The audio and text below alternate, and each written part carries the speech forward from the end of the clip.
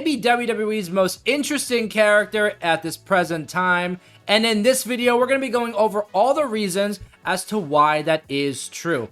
Now, with WWE Survivor Series War Games right around the corner, Seth Rollins is rumored to have a major key part in that event, and this could lead to a ton of different storylines going into the Netflix era of WWE, going into WrestleMania season, and ultimately going into another successful year in 2025. Now, currently, Seth Rollins is feuding with Big Bronson Reed, and I feel like this is being done for a few different reasons. One, obviously, to build Bronson Reed as a big major threat on Monday Night Raw, but two, also to legitimize him as a key player, putting him in a storyline with a key player like Seth freaking Rollins.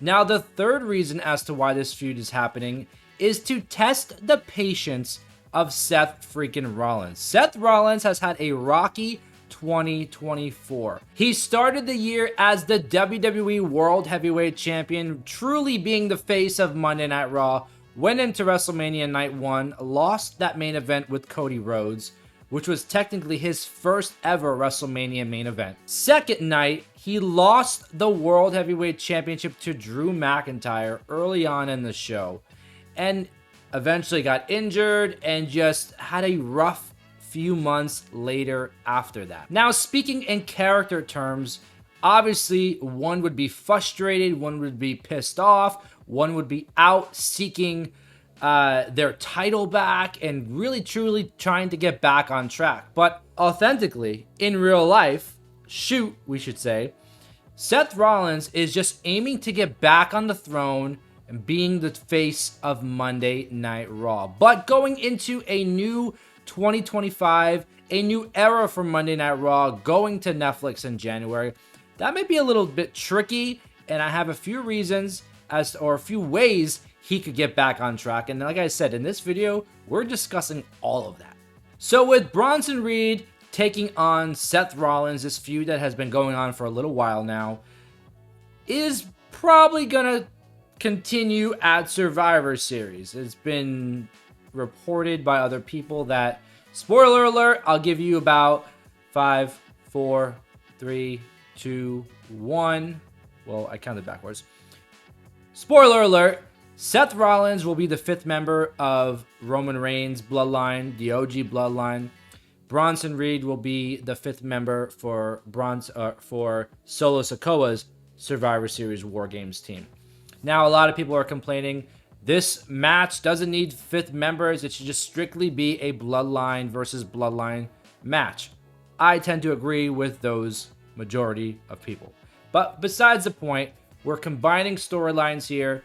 Seth Rollins is again being tested by being paired with a team featuring Roman Reigns and also the rest of the bloodline that for so long really made life difficult and challenging for Seth freaking Rollins. So all of the struggles Seth Rollins had in 2024, losing the world title, getting injured, losing a main event match at WrestleMania, not even being pinned, going all the way to a frustrating feud with Bronson Reed, going into having to partner with Roman Reigns. By the way, 12 years, The Shield debuted at Survivor Series. So a full circle moment to have Roman Reigns and Seth Rollins featured most likely in the main event of the same pay-per-view they debuted at together. So that would be a cool full circle moment. But besides the point, all of these obstacles are, to what I believe, leading to a Seth Rollins heel turn. Now the question is,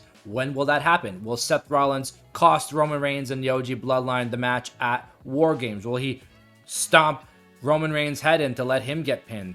Will he be the one to get pinned just to cap off all of these frustrations? Will this lead to another event? And there are so many options available as to what WWE can do to really make Seth freaking Rollins a freaking heel. Again, Seth Rollins will be tested in War Games, having to be on the same side as Roman Reigns and the OG bloodline. He is just going to explode at some point.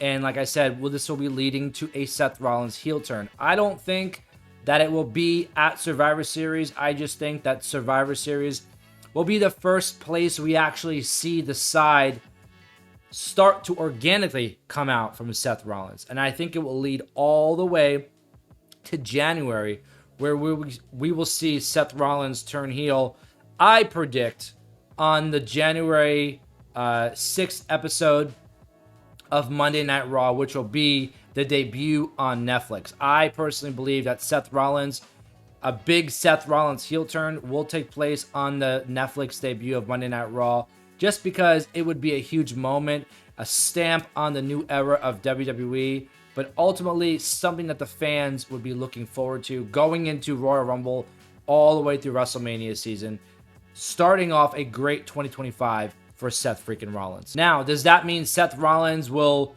turn heel by screwing over Roman Reigns?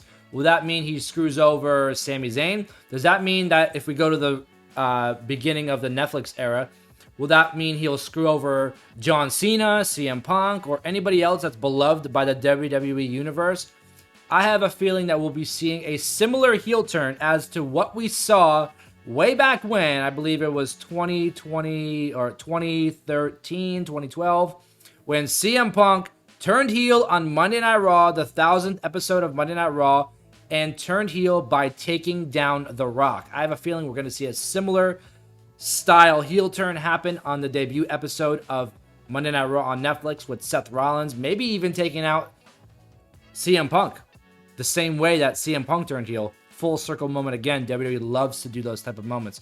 Maybe he takes out Roman Reigns. Maybe he takes out CM Punk, Roman Reigns, John Cena, all the names that I just talked about. And circling back to the beginning of this show where I said that Seth Rollins may be the most interesting WWE character right now is because there's so many different maps or so many different roads that can take down on the map of character development. He can continue to be a face and just continue to do all these things and eventually get back on track, go to the Royal Rumble, go into WrestleMania, because there are so many people speculating that Seth Rollins will eventually win back the World Heavyweight Championship and have that match with CM Punk at WrestleMania. Does that match need to have a World Heavyweight Championship involved? Not necessarily, but it makes it just that much bigger of a match, making it a main event for night one of WrestleMania.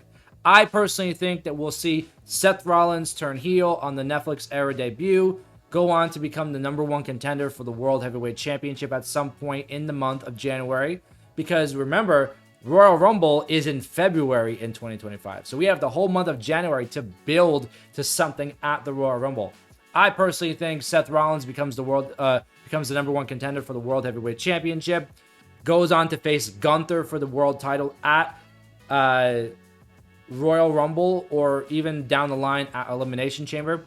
I have a feeling Seth Rollins will become the new World Heavyweight Champion as a heel, either at the Royal Rumble or Elimination Chamber, ultimately walking into WrestleMania 41, Night 1 main event as the World Heavyweight Champion. Now, who does he face? I personally think it would be CM Punk.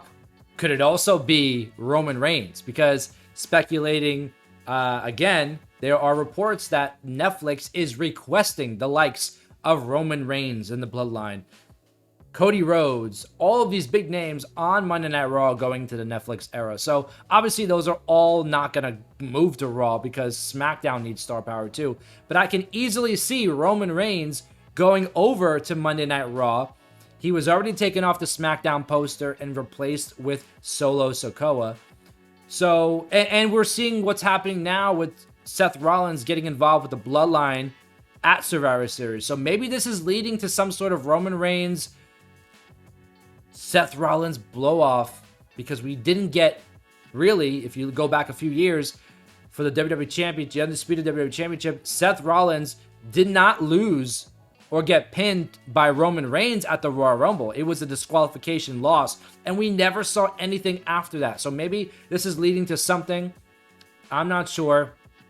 But all we can do is predict, fantasy book, and just have fun with pro wrestling. Now, if you are a new subscriber here, thank you for joining, and thank you for watching along. If you haven't yet, please subscribe down below.